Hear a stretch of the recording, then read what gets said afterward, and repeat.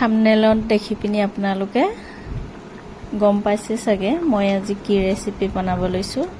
মই আজি বনাব লৈছো নলকচু। এয়া ধুনীয়াকৈ চেলি কৰি এইখিনি সৰু সৰুকৈ এতিয়া কাটি ল'ম।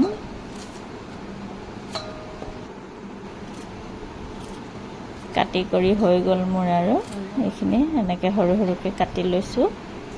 এতিয়া এইখিনি ধুই কৰি ল'ম। এতিয়া মই সকলোখিনি একদম ধুই পখালি সানি পিটিকি ললোঁ। মাছখিনি নিমখ হালধি সানি আৰু মছলা এইবোৰ ধুনীয়াকৈ লৈ লৈছোঁ।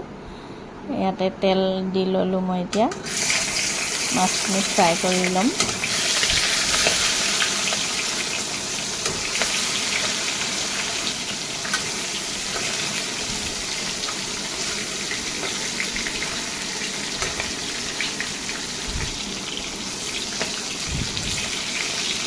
এইফালে মোৰ মাছখিনি ফ্ৰাই কৰি হৈ গ'ল।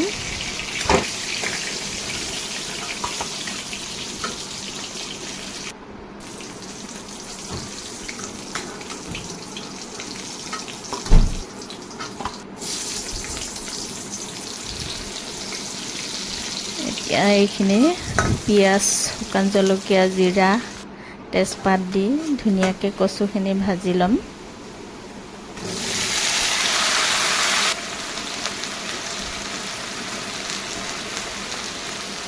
আপোনালোকে জানে আৰু কি দিব মছলা এইবোৰ নিমখ হালধি জলকীয়া এইখিনি ধুনীয়াকৈ ভাজি কৰি এতিয়া ইয়াতে মই পানী দি ল'ম।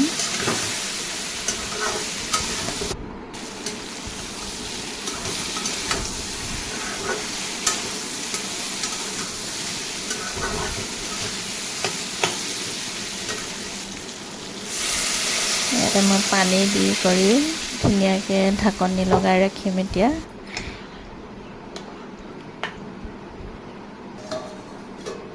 সিজাই ল'ম এইখিনি।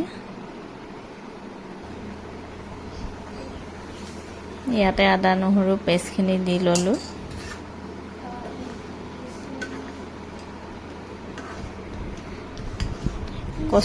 কচুখিনি প্ৰায় সিজিলে আৰু এয়া এতিয়া মই মাছখিনি দি ল'লোঁ।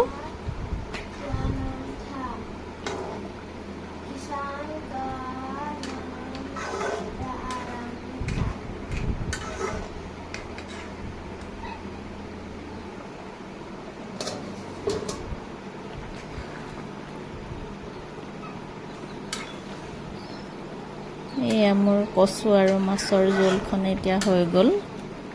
ধুনীয়াকৈ সিজিলে।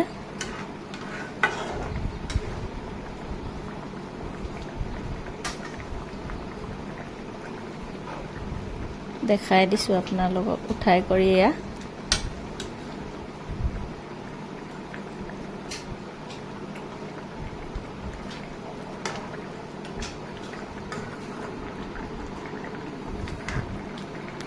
ইয়াতে ফটো একপিও দি দিলোঁ আপোনালোকক।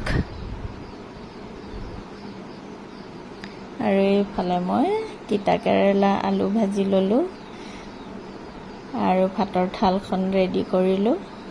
এনেকৈ খালোঁ আৰু আজি।